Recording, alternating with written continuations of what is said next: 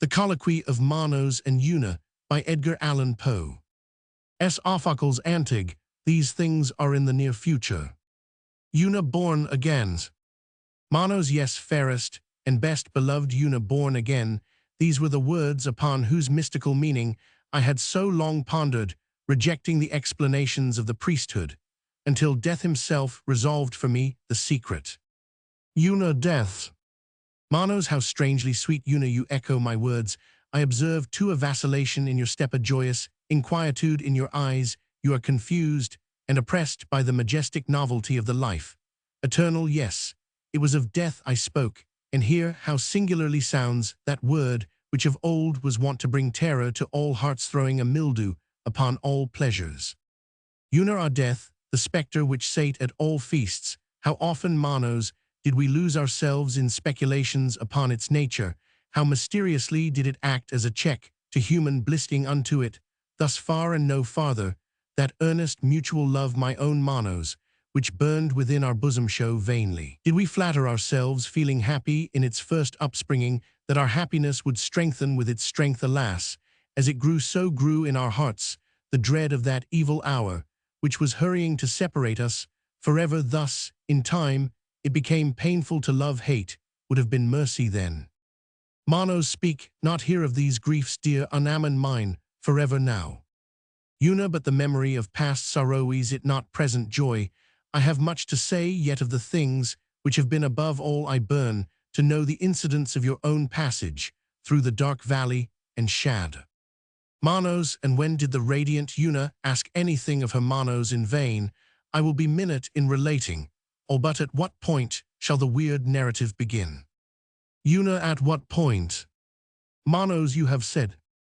Una, Monos, I comprehend you. In death we have both learned the propensity of man to define the indefinable. I will not say then commence with the moment of life's cessation, but commence with that sad instant when, the fever having abandoned you, you sank into a breathless and motionless torpor, and I pressed down your pallid eyelids with the passionate fingers of love. Monos, one word first, my Una, in regard to man's general condition at this epoch. You will remember that one or two of the wise among our forefathers, wise, in fact, although not in the world's esteem, had ventured to doubt the propriety of the term improvement as applied to the progress of our civilization. There were periods in each of the 5 or 6 centuries immediately preceding our dissolution, when arose some vigorous intellect, boldly contending for those principles whose truth appears now to our disenfranchised reason so utterly obvious, principles which should have taught our race to submit to the guidance of the natural laws, rather than attempt their control at long intervals. Some masterminds appeared looking upon each advance in practical science as a retrogradation in the true utility.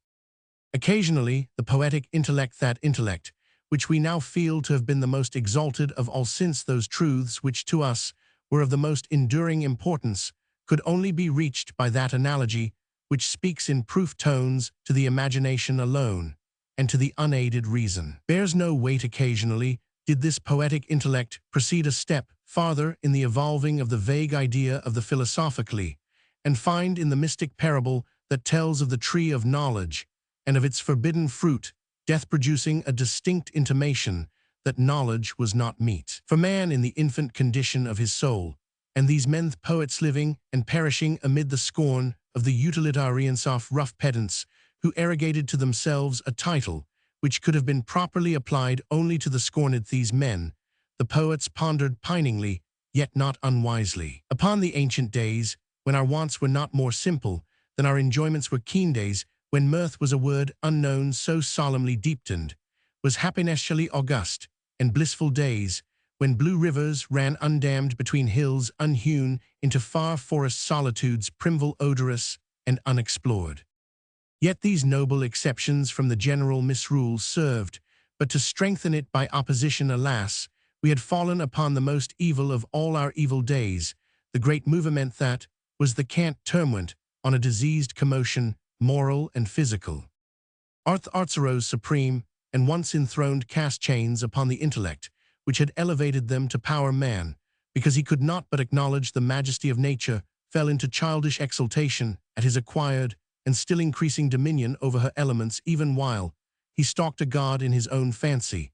An infantine imbecility came over him, as might be supposed from the origin of his disorder. He grew infected with system, and with abstraction he enwrapped himself in generalities among other odd ideas that of universal equality gained ground, and in the face of analogy, and of Godden despite of the loud warning voice of the laws of gradation, so visibly pervading all things in earth and heaven-willed attempts at an omniprevalent democracy were made, yet this evil sprang necessarily from the leading evil knowledge man could not both know and succumb. Meantime huge smoking cities arose, innumerable green leaves shrank. Before the hot breath of furnaces, the fair face of nature was deformed, as with the ravages of some loathsome disease, and methinks, sweet Una, even our slumbering sense of the forced and of the far-fetched might have arrested us here.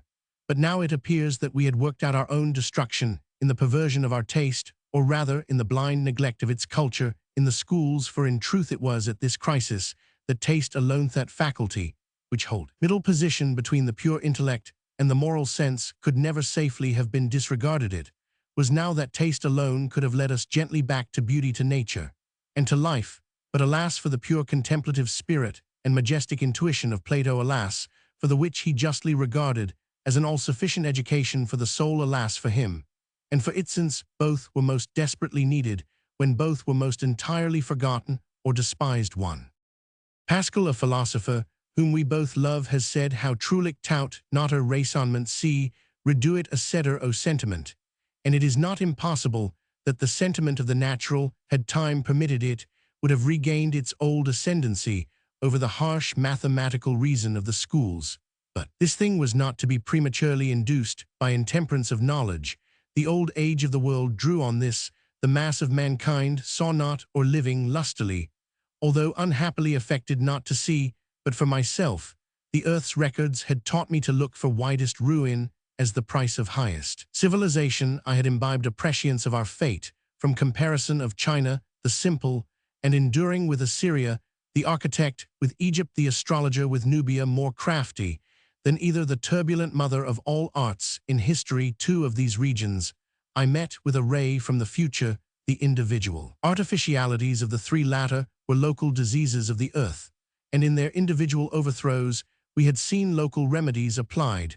But for the infected world at large, I could anticipate no regeneration save in death. That man as a race should not become extinct. I saw that he must be born again. And now it was fairest and dearest that we wrapped our spirits daily in dreams.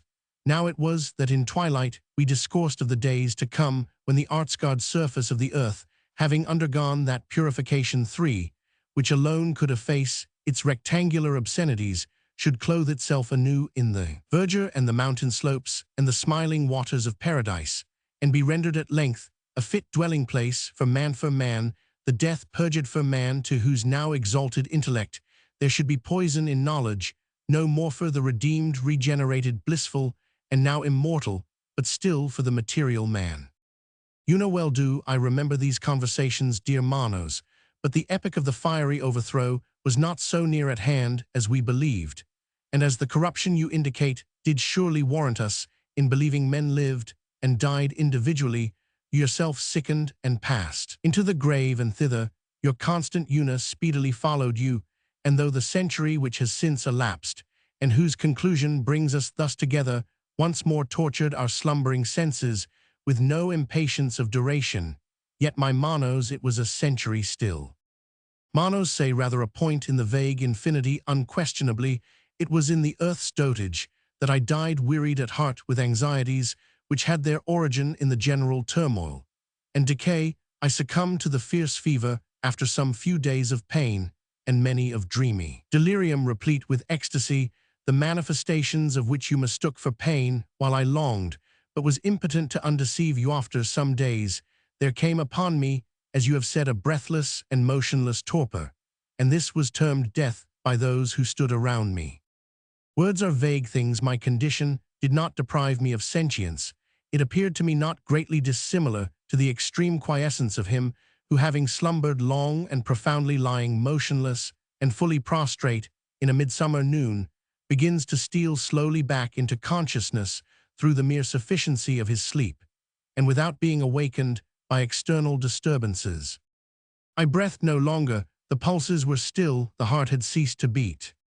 Volition had not departed, but was powerless. The senses were unusually active, although eccentrically so, summing often each other's functions at random. The taste and the smell were inextricably confounded, and became one sentiment abnormal and intense. The rosewater with which your tenderness had moistened my lips to the last affected me with sweet fancies of flowers, fantastic flowers, far more lovely than any of the old earth, but whose prototypes we have here blooming around us.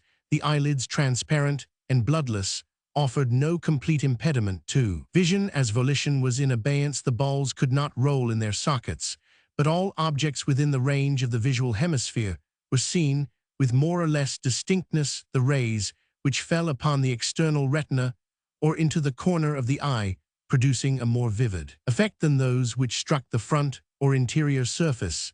Yet in the former instance, this effect was so far anomalous that I appreciated it only as sounds sweet or discordant, as the matters presenting themselves at my side were light or dark, in shade, curved or angular in outline. The hearing at the same time, although excited in degree, was not irregular in action, estimating real sounds with an extravagance of precision not less than of sensibility. Touch had undergone a modification more peculiar. Its impressions were tardily received, but pertinaciously retained, and resulted always in the highest physical pleasure. Thus the pressure of your sweet fingers upon my eyelids, at first only recognized through vision, at length, long after their removal, filled my whole being with a sensual delight. Immeasurable, I say, with a sensual delight. All my perceptions were purely sensual. The materials furnished the passive brain by the senses were not in the least degree wrought into shape by the deceased understanding of pain. There was some little of pleasure, there was much, but of moral pain or pleasure, none at all. Thus your wild sobs floated into my ear with all their mournful cadences, and were appreciated in their every variation of sad tone, but they were soft musical sounds, and no more. They conveyed to the extinct reason no intimation of the sorrows which gave them birth, while the large and constant tears which fell upon my face, telling the bystanders of a heart which broke, thrilled every fiber of my frame with ecstasy alone. And this was in truth the death of which these bystanders spoke reverently in low whispers. You sweet Una, gaspingly, with loud cries.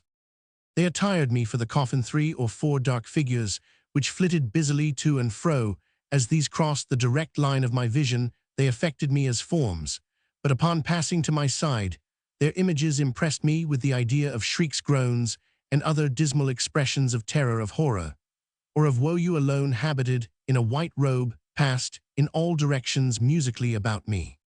The day waned, and as its light faded away, I became possessed by a vague, unevanescent anxiety, such as the sleeper feels when sad real sounds fall continuously within his earlo. Distant belltones, solemn at long but equal intervals, and mingling with melancholy dreams. Night arrived, and with its shadows, a heavy discomfort. It oppressed my limbs with the oppression of some dull weight, and was palpable. There was also a moaning sound, not unlike the distant reverberation of surf, but more continuous, which, beginning with the first twilight, had grown in strength.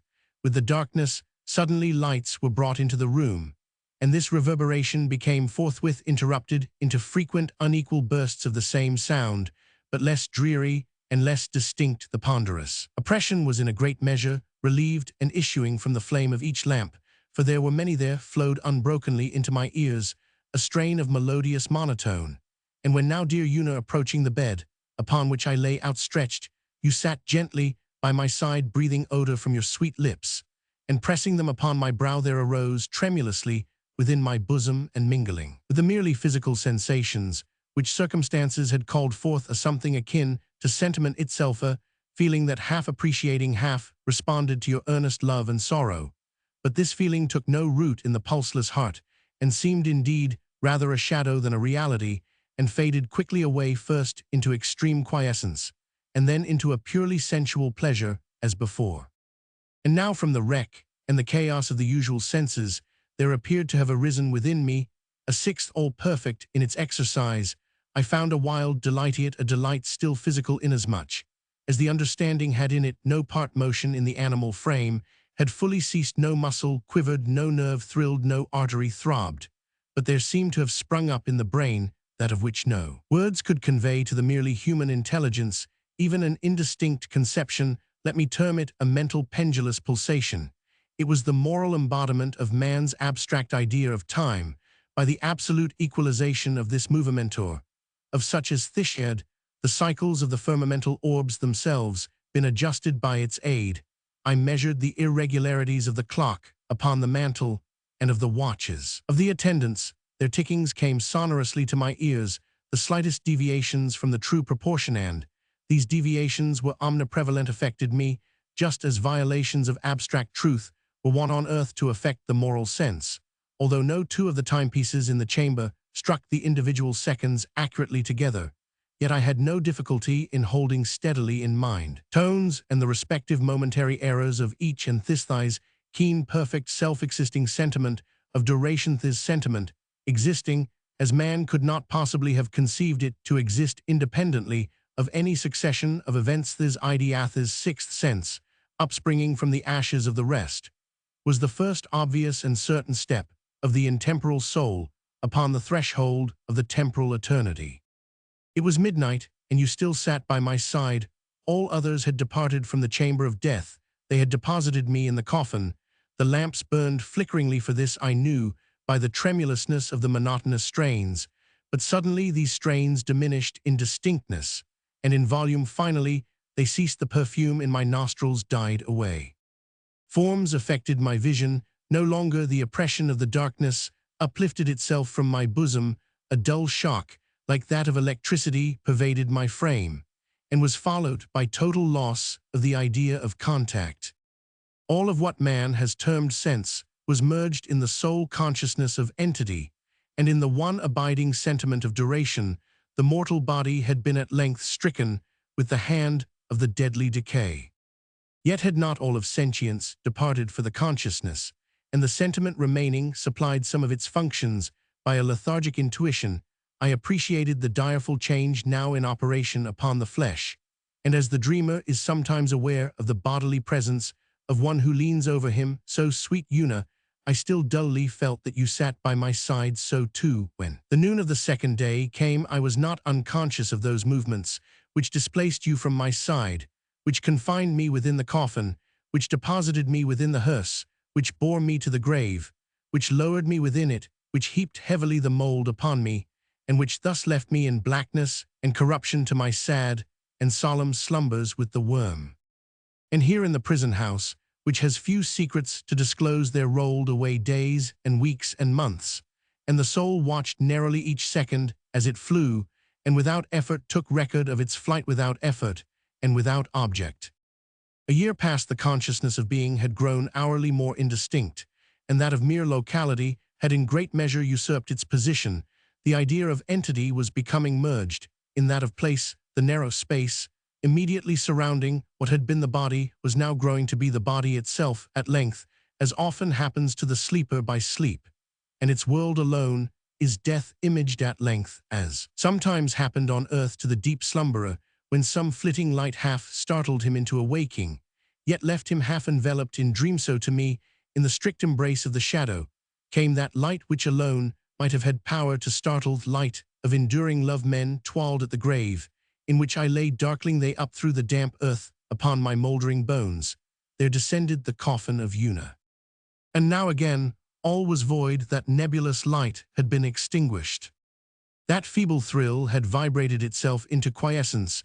Many lustra had supervened. Dust had returned to dust. The worm had food no more. The sense of being had at length utterly departed, and there reigned in its stead, instead of all things dominant and perpetual, autocrats, place and time. For that which was not, for that which had no form, for that which had no thought, for that which had no sentience, for that which was soulless, yet of which matter formed no portion, for all this nothingness, yet for all this immortality, the grave was still a home, and the corrosive hours co-mates.